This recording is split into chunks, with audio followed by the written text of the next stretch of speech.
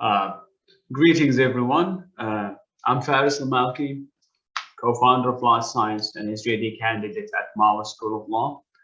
On behalf of my friend and dear partner, Simonson, I welcome you all to our second event of this academic year. As the mission of Law Science to develop and promote discussions about diverse methodological perspectives on the study of the law, we are honored and fortunate to have Dr. Azza Hussain to speak about law as a colonial science. Dr. Azza Hussain is a political scientist and senior lecturer, and Muhammad Noah Fellow at Birnbrook College at Cambridge University. She has also authored a book called The Politics of Islamic Law. The book was published in 2016 and translated to Arabic in 2019. The book discusses three questions actually.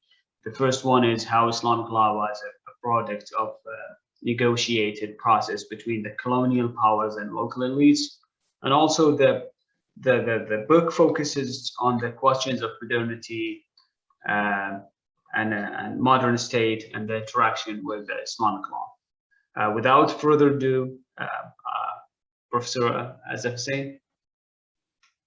Thank you very much. Thank you, Faris. Thank you, Simon, as well. Let me see if I can get this right in terms of screen sharing. Can you see the PowerPoint? Yes. Okay, wonderful. So thank you again for the invitation. I'm really pleased to have the opportunity to speak about this particular topic. And I welcome conversation across the many different sort of areas of interest and research that we share. I recognize that we're not necessarily all coming from the same traditions or interested in the same things. So I thought I'd begin maybe with a kind of a quick overview of where this talk is located in those related fields, and then go from there. So I've taken the invitation to speak on law as science to think about the long history of colonization and the ways in which the experience of colonization and the struggle of Muslim societies under particularly British imperialism had with the concept of Sharia, the ways in which it was translated into Islamic law and institutionalized, but also to talk as well about the entanglements in the Anglo-American traditions of law, comparative law, Islamic legal studies, and political science, of which we're a part. To think about the entanglements of those concepts in the genealogy of the history of the study of law as a science, of the study of politics as a social science as well. And so I'm approaching this topic not as a legal scholar working out of a law school, nor as a scholar of Islamic jurisprudence, but as a political scientist and a legal historian, teaching and working with social scientists and scholars of world and global history, for whom both law and science as categories in common parlance emerge necessarily out of a shared history of modernity, and I would say also a shared history of empire. So my broad comparative question here today has to do with how we track the concept of law itself as it passes through two kinds of colonial enterprise. First, the history of institutional and territorial colonization in the British Indian Empire, particularly between 1850 to about 1915. Second, to the history of the study of law, state, religion, and society, which emerged within, through, and in response to the experience of colonization and empire into the present moment. And so the talk will trace the entanglement of these two histories in 3 episodes, rather than telling one interconnected story. And it presents some methodological lenses through which I have navigated those entanglements. And as we get towards the end, I'd welcome in discussion any questions you might have about the kind of the empirical substance upon which this is based. I mean, there's not a huge amount of time for that, but also discussion based on your own research and areas of expertise and engagement. So there's no reason for you to necessarily be able to see the fine print here, but this is the entry for the term jurisdiction in the Oxford English Dictionary. I looked it up first during the writing of my dissertation and then during the writing of the book. And again today, just to make sure it hasn't changed. And thank goodness, you know, the OED doesn't a huge amount. But the 1840s, there are 4 categories of definition for the word jurisdiction in the OED. And the first one has to do with territorial control. And one of the things I wanted to point out here is the OED has a kind of history of the emergence of the concept through printed sources, in this case, beginning in the 1200s and running all the way through to the present moment, for which it's reasonably obvious to see that the history of the English term jurisdiction, as the OED presents it, runs straight through the history of colonization, right? The very concept itself has a genealogy that only makes itself legible through the British experience in India. And so the 1846 notation here for the use of the word jurisdiction runs through H.H. Wilson's History of British India, 1805 to 1835. The districts were not intended to be exempted from the jurisdiction of the company's officers. I'll talk about jurisdiction a little bit towards the end of the talk as well, but jurisdiction is in some ways, in its many iterations, the central spine that runs through the discussion that I'd like to present today, both in terms of territorial control, as well as in terms of claim for legitimate authority, and then later in terms of an ongoing scholarly debate in legal history particularly, but also in comparative law, about who gets to speak the law, who gets to speak to the law, and who gets to contest it. Right? So I'll come back to jurisdiction later. But there's a more critical problem in the social sciences more generally, which is how we address the entangled genealogy of our concepts and our histories.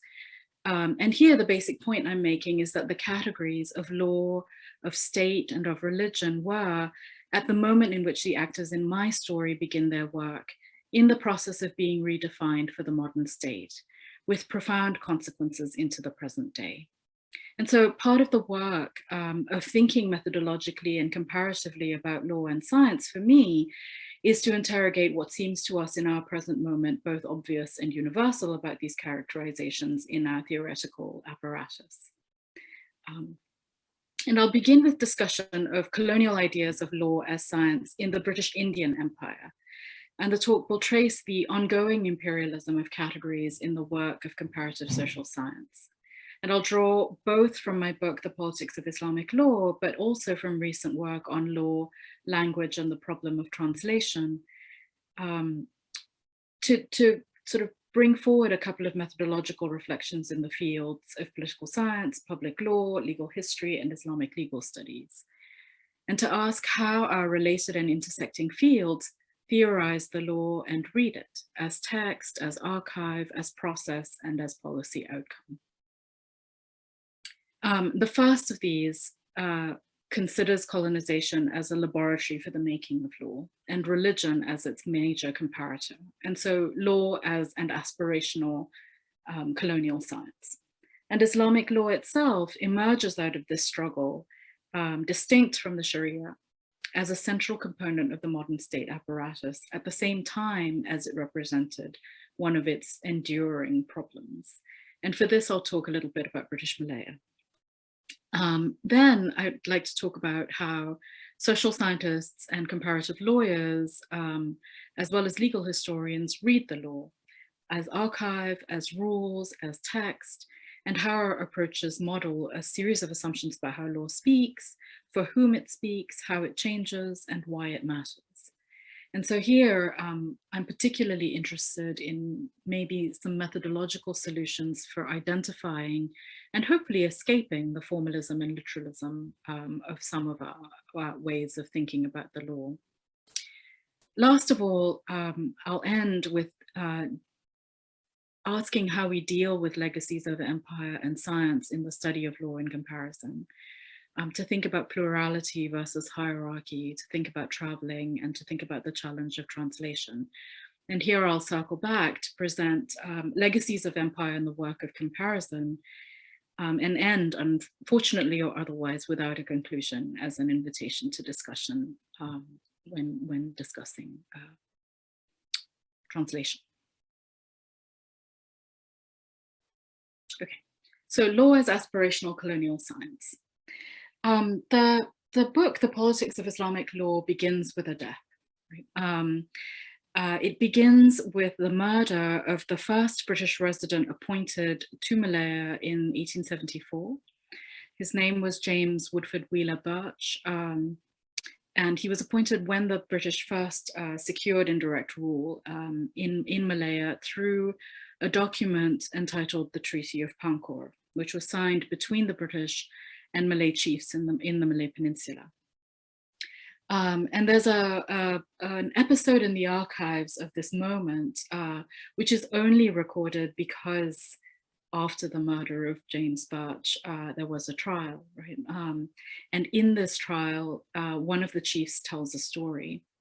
And the story is that at the moment of the signing of the Treaty of Pankor, which for many of the chiefs was both sort of extortionate and somewhat problematic as a political compromise, some of the Malay chiefs attempted to renegotiate the terms of the treaty. And the British resident Birch's response to them was, it's not possible. The Pankor Treaty is just like the Quran. It is impossible to take a line from it or add a line to it. It's an outrageous analogy, right? Then, as it was outrageous then, it's outrageous now. And the chiefs knew it, and his general sort of way of handling them, as well as a range of other issues, led to the organization of his assassination not a year into his tenure. But James Birch, as a representative of the British Crown, seems to have spent a great deal of energy attempting to make real what all around him were convinced was make-believe. He pursued Malay nobles to secure the insignia of rightful office for the new ruler. He traveled the river courses in a little wooden boat, armed with copies of the Treaty of Pankor, which he would nail to trees. And he insisted that the Sultan accept his authority and seek his advice as representative of the Queen of England, just as the Treaty of Pankor dictated. And so to make real what all around him knew was a fiction, Birch attempted to make the law as he saw it, as fixed and unassailable as he imagined the Quran to be. Impossible to add a line to it or to take a line from it. But this outrageousness, this idea that the law of the state, the agreements between parties of the state and sacred text were not only not equivalent, but could never be commensurable. Within a few decades of his death, started to look less and less like a fiction and more like a policy aspiration, right? Within a few decades of this episode of the Pankor Treaty, it is the law of these states, held together by treaties, by British fictions, by the thin veneer of order. It is the law of these states that comes to deliver the law of the Quran. It is judges as employees of these states who interpret its pronouncements. It is the administration of these states that enforces their rulings. And it's not just in Malaya, but across much of the Muslim world by the end of the 19th century, that this equivalence between the law of the state and the law of the Quran was no longer a matter of outrage, but of steadily increasing acceptance and even of aspiration. And so you see this in the Malay states up and down the peninsula within 40 years of the Pankwa Treaty, in Egypt, translated into codes in the 1870s. In India, of course, long a laboratory for techniques of governance of religion. A century earlier, the East India Company had decreed that the Quran would be the source of laws applicable to Muslims in matters of inheritance, marriage, and religion. And so the book makes the argument that Islamic law, distinct from the Sharia, is not Sharia, it is not fiqh, but it is a series of institutions and related logics that emerge from this historical process, right? Fictions that aspire to reality, inextricable not only from the modern state, but from the relationship between the state, the individual Muslim, and Muslim politics. And so the book itself is a kind of history of the present of Islamic law that deals with these questions of mixed Islamic legal regimes, of the role of local elites over the politics of law, but is also a history of current Muslim approaches to law, state, and identity. And I wanted to model an approach to Islamic law that located it in the exchanges and gaps between texts, institutions, and representations. And so methodologically, the book is also organized to trace law through different kinds of artifacts and texts. Treaty, text, trials, representations, and to think about those texts in time and across space, repetition, translation, and mobility in the life of the law. And so as a matter of cross-disciplinary engagement between political science and legal history, certainly, the book models an approach based on a few foundational claims about law and politics. The first, that transformations on a global scale were always realized at the local level, which has implications later for when we talk about comparison and translation. The second is that the growth of the disciplinary capacities of the modern state was often accompanied by the destabilization of its bases of authority. And the third, that the institutional marginalization of Islamic law at the hands of the colonial state was accompanied by its symbolic centralization. And this is a paradox that's not easily remedied by the achievement of post-colonial independence, nor was that desired. And so to go back to the initial moment of the Pankwa Treaty, a century and a half after the encounter, we recognize a Muslim state by and large by the content of its laws and its willingness to enforce them. Demands for Islamic states of many kinds are articulated based on the assumption that in such a state, the laws of the Quran and the laws of the state would be as nearly equivalent as one could manage.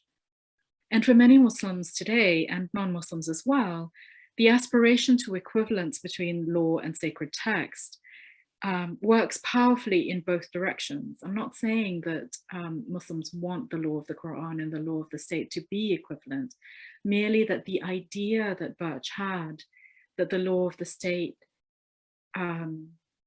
would begin to hold a sacredness of its own, and that the law of the Quran would be resident in the law of the state in a privileged and increasingly institutional way, results in a kind of demand for Islam that is very often expressed as a demand for state intervention. Through law and through contention over the place of Islam, based on an assumption that it is and should be the law of the state that defines, contains, and delivers Islam. And so this parallel rise, the story of colonization is not merely a story of the kind of colonization of the law over Islam, it's also of the concomitant rise of the sort of sacral power of law itself, because of what it aspires to contain and the expansion of its jurisdiction over increasing areas of both public and private life. So we move from thinking about the substantive struggle over law as an aspirational colonial science to the ways in which those of us in the social sciences and in legal history have tried to track the development of concepts either by continuing to follow the entanglement that the sort of 1864 reference in the OED indicates, or by trying to disentangle the question of law from its history. But certainly, given the current moment in which we live, the language of global geopolitics and imperium places law in a particularly privileged place with regard to state and society and religion. And the debate is often cast in the study of Muslim majority contexts, for example, between those who would argue for a stronger Sharia presence in government and those who would argue for rule of law based on the separation of religion and state.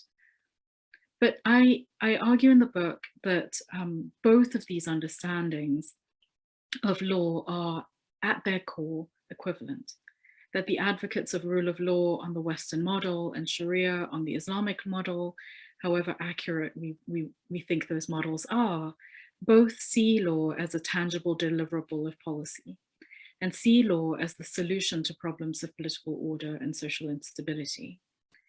And so in refusing to see Islamic law and the rule of law themselves as having political content and negotiable meaning, these formalist and realist visions of law resemble the British administrators of an earlier period, of a more explicitly colonial era, whose commitment to fixing and finding the law of Islam, in this case, in order to placate, control, and reform Muslims, has had so many unintended and lasting consequences.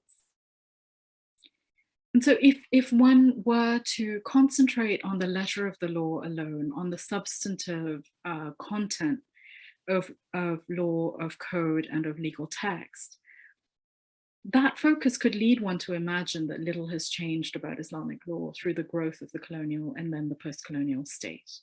And colonial state administrators, for example, were incredibly adamant that they would not interfere with the practice of Islamic or Hindu or Buddhist or Jewish law.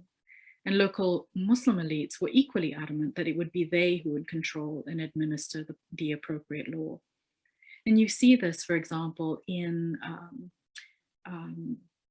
debates about personal status law and family law, in which the category of personal status itself is taken for granted as being natural to the traditions from which it arises, as pertaining to natural categories of family, gender, and religious observance, and such in which the personal laws of Hindus, Muslims, and others would differ in their details, but not their scope of area or arena of enforcement.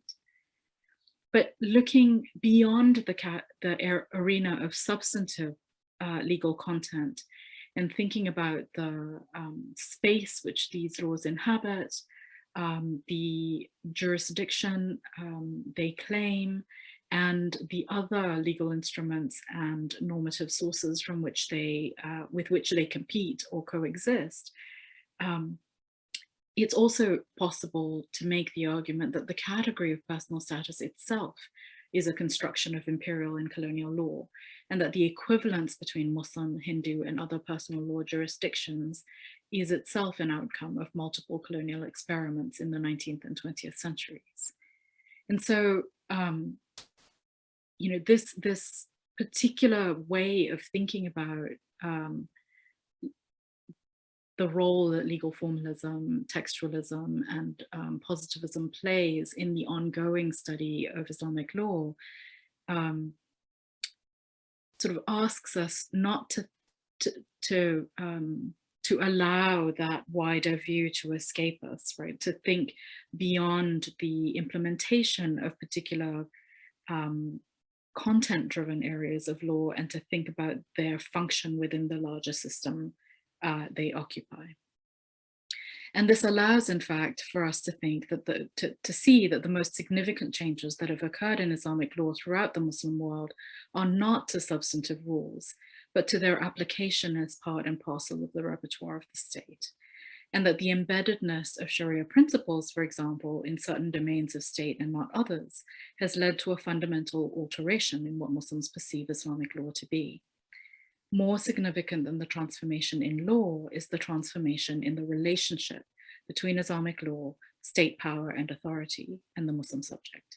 And again, it's a development that many common understandings of law and political science, for example, fail to capture, precisely because they track substantive content rather than the relationship between these arenas of law. And of course, it's not just political scientists, it's also an approach which you see relatively dominant within legal scholarship as well, when commentary on the classical texts and the relationship between foundational texts and their formulations in state systems fails to comment on the wider sort of jurisprudential universe within which these function. And so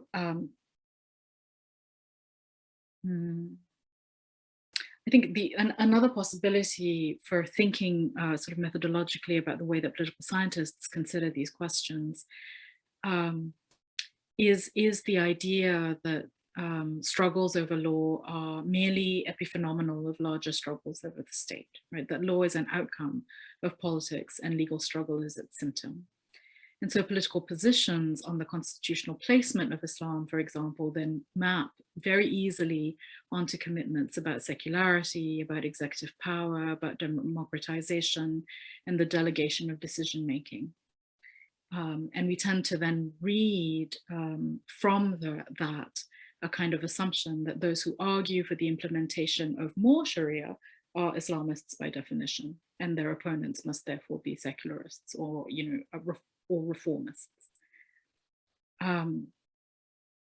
According to this realist view, the more secularists in power, the less Islamic law. The more Islamists, the more Islamic law. And Islamic legislation then has a generative effect and expands the power of Islamists. But both of these assumptions about law, the formalist and the realist, overlook, in my view, the same important things. And the first and the most critical of them is that they both predispose an overly simple interpretation of change in Islamic law, that more Islamic law indicates more power for Islamists, and that reductions in Islamic legal content indicate a move towards secularity. And you see that in sort of readings of constitutional formulations, for example. But recent history shows that when Islamist parties do come into power, they do not necessarily enact more Islamic legislation. When secularists rule, they do not always dial the content of Islamic law back. And increasingly, the line between legislation and electoral politics and the ways in which these elaborate into religious or non-religious content continues to be increasingly problematic. So the book itself follows these lines through a series of colonial struggles in India, in Malaya, and in Egypt, through jurisdictional politics, through trials and state-making processes, to trace the convergence of imperial and trans-regional logics between India, Malaya, and Egypt in the long 19th century. And in doing so, it contributes to a story that many scholars working on different dynamics of transformation and mobility are working to tell about the making of the Muslim state and the Muslim world, and a story in which the rise of a particular concept of religion accompanies and is mutually facilitating of similarly particular visions of law, the state, the private sphere, the family, and community. Okay, back to jurisdiction. I'm going to skip briefly, I think, over this bit here in the interests of making possible more conversation and discussion. But one of the sort of debates I've been drawing on for thinking about jurisdiction is by scholars of law and language of the 16th and 17th century, thinking particularly about the development of of British law, of British imperial law, and later of Anglo-American law, such as Braden Cormac, right? So who studies law and literature in the 16th century. For Cormac, jurisdictional crises brought on by efforts at legal centralization in the United Kingdom, but also by the challenges of new territory, new competitors, new subjects, helped elaborate the power and the language of law.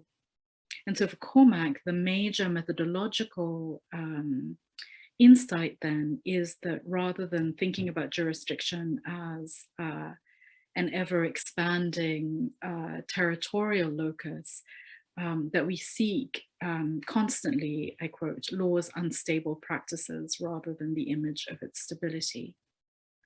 Now, that seems a little bit of a stretch for a study on 18th and 19th century Islamic law, but I mention it for two reasons here. And the first is historical, again, to go back to that moment of genealogy to think about the rise of particular lexicons of law, of jurisdiction, and of control in the British Indian Empire. But the second is that this approach to law as fundamentally improvisational, as unfolding into doctrine only as and through practice, offers a way to rethink the development of Islamic law as part of this problematic of jurisdiction, as literary, as performative, as contingent, as the speech of the law and the speaking of the law, and as particularly revealing of the work that needs to be done in the everyday life of law to construct, repair, maintain, and mythologize law's workings. And I think that this stands in contrast to another body of debate in the field, which is legal pluralism, in which we think as a particular solution to the problem of either colonization or comparison, which is to think about either distinct or layered sources of normative and substantive law. Islamic law in these accounts is seen as an independent regime within the nation or part of a bargain between power holders within the state. And more recent legal pluralists have included kind of accounts of power within their accounts of multiple normative orders. But in my view, none of these accounts go far enough to deal with either the problem of power, nested normative and jurisdictional hierarchies within legal systems, for example, nor with the problems of comparison and translation between and within systems. And so part of the debate about jurisdiction, about legal pluralism, about hierarchy and power is also about the ways in which social scientists are perhaps too willing to believe the lies the law tells about itself, about its origins, about its trajectories, about its borrowings and its translations.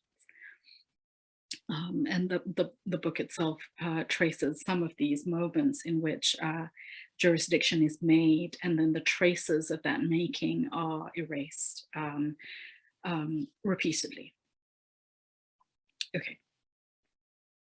So I wanted to draw these threads together in reference to these two questions of the histories of law as science with which I began. Law as institutional outcome and law as a concept in historical study, and to circle back around to the challenge they represent for those of us who do comparison across time, space, language, and system. And the first has to do with the ways in which colonization and empire facilitated the mobility of ideas and people. And the second has to do with the problem of translation in present-day academic practice. So traveling first. The politics of Islamic law began as an exploration of how Islam was transformed by the colonial encounter in Malaya. It became clear as my research progressed that the dynamics of this transformation in Malaya drew from the British experience in India, and that as the 19th century drew on, changes in Malaya were increasingly connected to those in South Asia and the Middle East, and in Egypt in particular. And so looking beyond India helps make clear how colonial understandings of Islam and Muslim subjects were shaped by imperial experiences and concerns, and how empires learned from other empires how Muslims were defined and how to govern them. And so at the same time as Britain's Muslim subjects in India were working to make themselves legible to the colonial state, as a community based on confessional identity by the 1880s, certainly into the 1920s. In Egypt, Muslims who had previously been governed by Ottoman and French law were coming under the rule of the British Empire. So in Egypt, the meeting of British common law approaches to the governing of Muslims with Ottoman and French civil law practices and institutions contributed further to the conflation of personal law with personal status, and eventually elaborates into the Arabic formulation أحكام الشخصية في أحوال الشخص أحكام الشرعية في أحوال الشخصية, the laws of the Sharia pertaining to matters of personal status, which is a formulation that first arises in Arabic in the 1880s, and then again sort of erases the moment of its invention. The movement of colonial officials between British India and Egypt in the later decades of the 19th century was also a significant network for the importation of Indian ideas into the administration of Egypt. And so while Malaya remains the central case of the book, for me, asking these questions within the empirical context of 18th and 19th century archives of all three places allowed two analytic perspectives to emerge. And first, that instead of an overarching colonial transformation in one direction, right, colonizer to colonized, colonial officials and local elites condition each other's expectations of state capacity, the role of law, and the place of Islam. And that second, Islamic law emerges out of the struggle between local elites and colonialism, first as a way to maintain a domain of local autonomy, and later as a basis upon which to build a challenge to colonial institutions and authority. And so out of these two struggles, the formulations emerge across empires and continents that are so familiar to us today: personal status law, family law, religious law, customary law, articulating areas of contrast and familiarity across imperial, regional, and global politics, and further reinforcing categorical conflations. And the dynamics of translation, of comparison, of mobility between empires that we see in this period then lend themselves to powerful and productive inter-imperial conflations. And Ahwal al-Shakhsiyya is one of them, personal status. And those legacies endure, and they continue to present targets for present intervention, for comparison, particularization, and universalization. To take a leap forward just into the present moment, I wanted to end by asking, as we think about law and science, as we think about law as science, as we think about comparison and translation, how we deal with these ongoing legacies of the dominance of Anglophone concepts of law and their genealogies as we do comparative work, right? For example, going back to jurisdiction and thinking about that, several, 4 pages in the Oxford English Dictionary running back, 1,000 years in the history of the English language, evoking multiple shades of meaning, drawing from that Anglophone experience. A term in law that refers to physical territory, to state sovereignty, to adjudicative responsibility, and to the right to rule. If we were to consider, as I had to when thinking about the Arabic translation of jurisdiction, for modern standard Arabic speakers working in the Egyptian Academy, working in the Tunisian Academy, working in Arabic, dealing with their own sort of semantic maps and genealogies of concepts, how might we discuss jurisdiction to make the analytic move between the staking out of territory and the pronouncement of law that seems so clear in English? How do we have conversations about politics that honor the semantic maps that colleagues working in Egypt, in Syria, in Tunisia, in Morocco carry with them. And how do we think, for example, about words like siyasa that contain the same kinds of long genealogies running from sort of the 9th and the 12th centuries, from the sense of tending and managing people in cities to the modern sense now of thinking about politics. How do we use the base sense of authority in English to run back to meanings associated with creation, with fathering, with founding, and the making of text?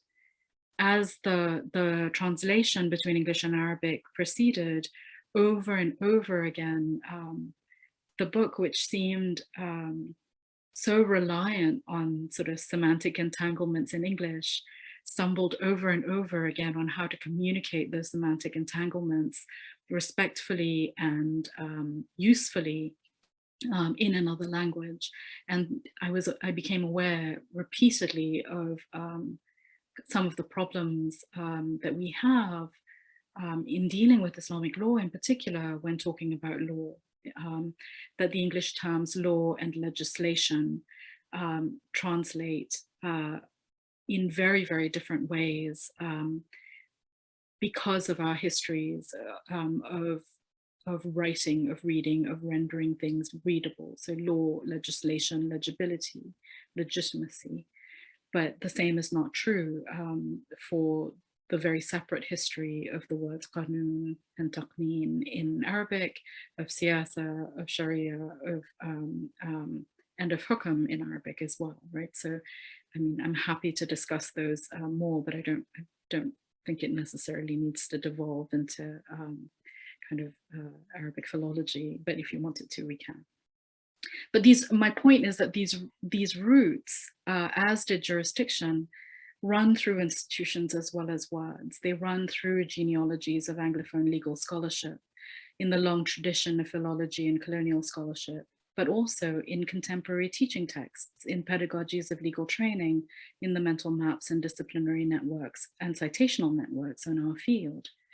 And so as we think about these legacies of colonial entanglement, as we envision a new way of thinking about law as science and in comparison, what do we do with divergent semantic maps and the ways they do and don't intersect, and the violence that precedes those moments of intersection, particularly in the context of state upheaval, you know, the disintegration of academies of learning in various parts of the Middle East, in the regimes of state approval and censorship that both here in the UK and in the US, as well as in places like Egypt and India. How do those state regimes matter for what gets translated and what doesn't, in what direction networks and books and texts travel?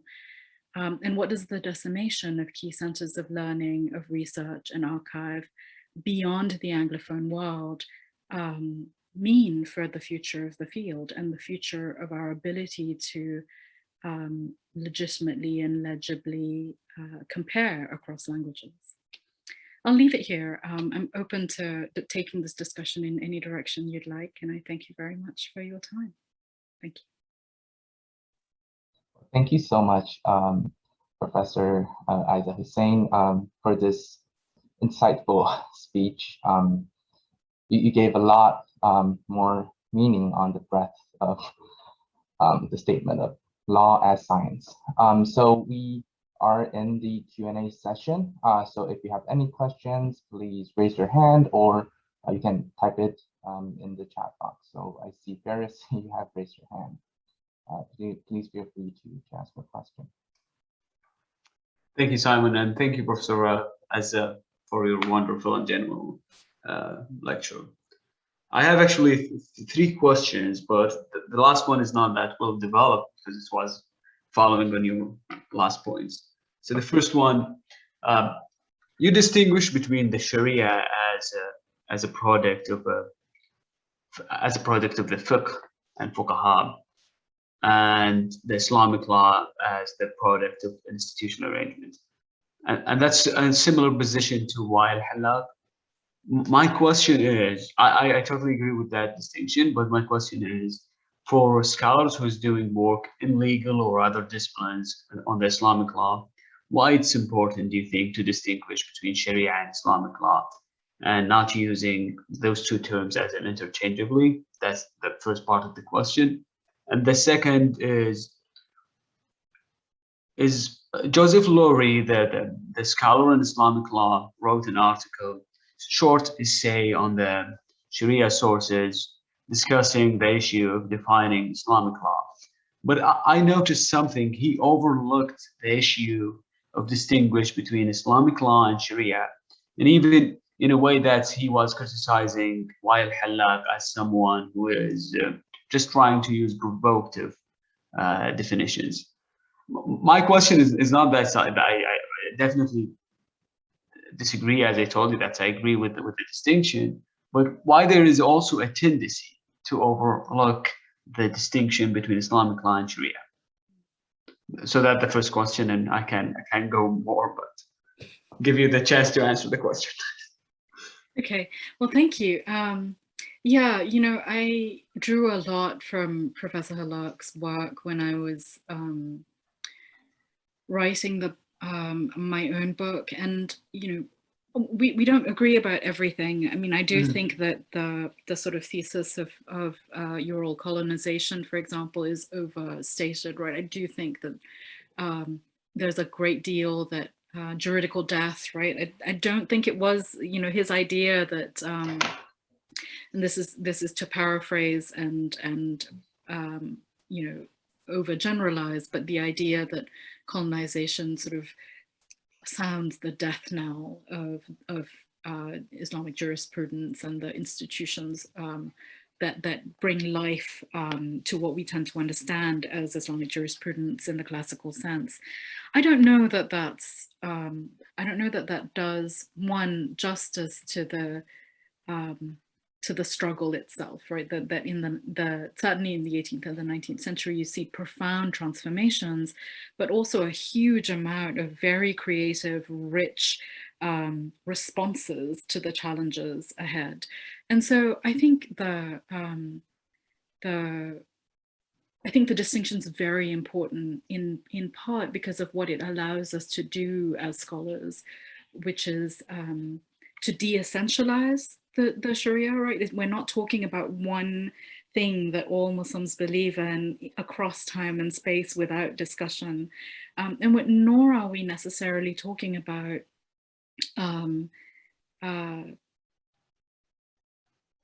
texts and institutions that only respond to their own canons, right? So for me, making the distinction between Islamic law and Sharia allows political scientists and social scientists and legal historians to say, in the moment of what looks to some like juridical death, a lot of work is done, right, to reinvent institutions of Islam, of Muslim society and politics in a way, very importantly, that Muslims themselves accept, right?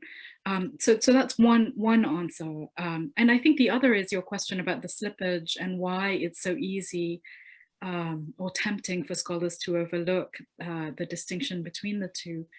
And it's not just scholars who do it, right? It's also, I think, it happens in almost every national context I've ever seen in the Muslim world, majority and minority, that the slippage between legislation by the state on matters relating to Islam and the Sharia are very, very often conflated and drawing upon each other. And that does very important symbolic and political work. So certainly in the societies we study, in the present as well as in the past, that slippage is productive. I think depending on the scholarship, it's also productive in the present moment as well. So it seems to me that those of us who are reading the scholarship need to ask the question, when Islamic law and Sharia are taken to be equivalent, what does that achieve intellectually, right? Politically, empirically? The answers are varied, but I think it's an important critical question. You allow me, Simon, to ask another question? Yeah, sure. And then we have a question from the audience. Okay, so I will move to the most important question. You mentioned the issue of conflation between personal status, personal affairs, and the ahwal shakhsiyya. And that was for me, when I was reading the Egyptian family law, there was this question is, if I'm not a Hanafi, and you are trying to impose the Hanafi jurisprudence over me, that sounds like, okay, either the state has a public interest override my own private interest, or it doesn't make sense at all. Then that was the point of departure to ask the question is, to what extent do you think the language, that's the non, let's call it not just the Anglo-Saxon language of discussing law, but even the French language, the French legal language, have affected the transplanted of a public-private distinction, or the invention of public-private distinction in the Islamic, let's say, legal jurisprudence? Yeah. So what's surprising about this is how little, it's such an important question. It's such an important historical question. And what's surprising is, unless I'm missing the broad body of scholarship, like if I am, someone tell me, right? But I haven't really seen people address this point, which is the ahwal al-shakhsiyya, the matters of personal status, enters the juridical sort of lexicon at a very specific moment, right? It's the late 1870s in Tunisia, as Judith Sarkis has pointed out in her new book, and then in the 1880s through Muhammad Qadri Pasha's codification of the Hanafi, as you say, of certain rules related to Hanafi law. And I think that what we're seeing is a series of overlaps between the Ottoman idea of millet and the French and Roman ideas of droit personnel and of statut personnel, and then later British ideas of personal status, all of which mean very different things, right? But in 1885 Egypt, and then later over the course of the next 20 years, they start to mean the same thing. And they start to mean the same thing, not because there are legal texts that make them equivalent, but because of the overlap of colonial imperial interest over a particular territorial site, right? I think unless I'm missing it, I think there's work to be done. I don't think it's work for one person, but I think we should do it. And the question is, how do these conflations then work? And my guess is that the answer can only be arrived at if we look at law both as a substantive text and its institutions and processes, but also as a kind of iterative process of repetition, of echoing, of discourse, of that the ambivalence itself and its repetition through time make those equivalences seem more and more natural, such that by the 1920s, people in India, people in Egypt, people in Tunisia are saying personal status as though we've always known what it means. That's not the case. So yeah, there's more to say, but I would love it if one, somebody would just say, no, that's been done, great. Or if somebody would just go ahead and do it. Thank you for that answer. Thank you. But I'm sure that no one has done it.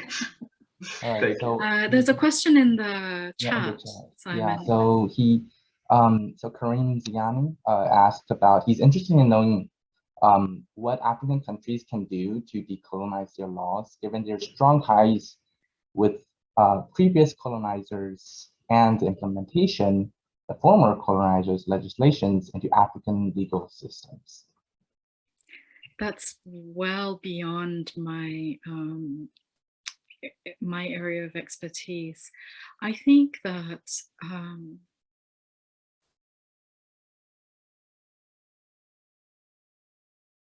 I can only offer three sort of sets of questions about that question. And the first of which is, I mean, what is the past we imagine when we say decolonize, right? Do we mean, is there a specific moment in time that we're taking as representative of the authentic past? And, or are we saying, so that's the first, right? So when we say decolonize, are we talking about a kind of historical, empirical reality that we want to regain? The second question has to do with what we think of. I mean, obviously, Kareem knows this, and I don't need to say it, except to point out that, you know, like when we think about the experience of colonization in Africa, and the ways in which, for example, we'd be talking about the Sudan versus Nigeria versus South Africa.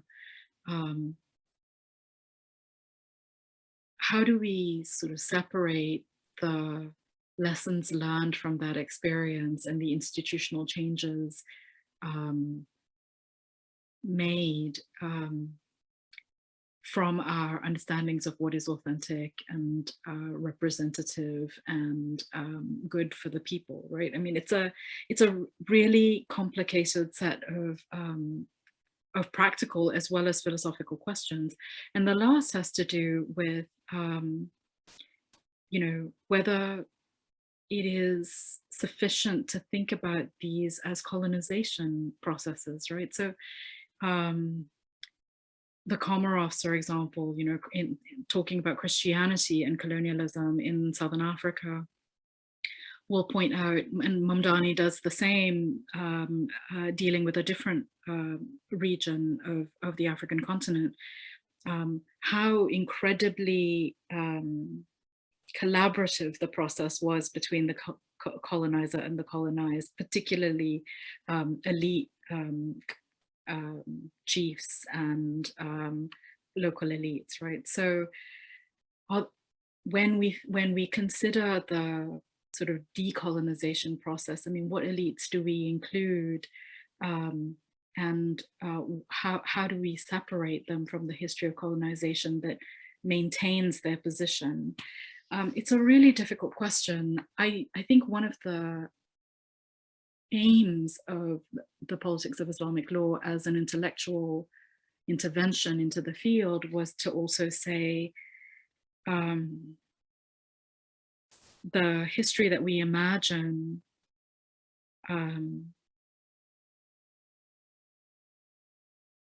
in which we can divide the sort of pre-colonial and the Islamic past from the modern and colonial present, or isn't as clear-cut. The second of which is that in very many parts of the majority Muslim world, when you ask people what decolonization would look like, what authentic expressions of Islam would look like, they often harken back not to a kind of classical formulation of Islamic law, but to a colonial one, right? So the idea that the state would implement a kind of codified, legislated version of sacred text. So, you know, I don't know, you know, how do we think about the future without bringing the past with it?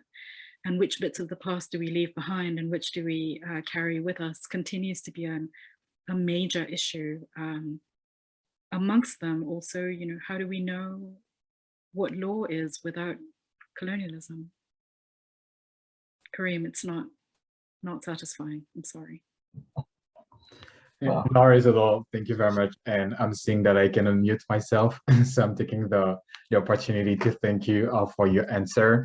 I was, in fact, asking you this question because, of course, you talked about Islam, but in Africa, we do know the division of religions there, but they also took into consideration the colonizers' law to implement legislations into their system. So there is this fight between, what can religion bring to the society in terms of values and rules, but also what colonizers tried to bring to the society as a way of thinking that maybe was not the perfect one, but they thought it would be good for the colonies. So I was just wondering if you had any thoughts on the process of decolonizing legislations there, given the importance now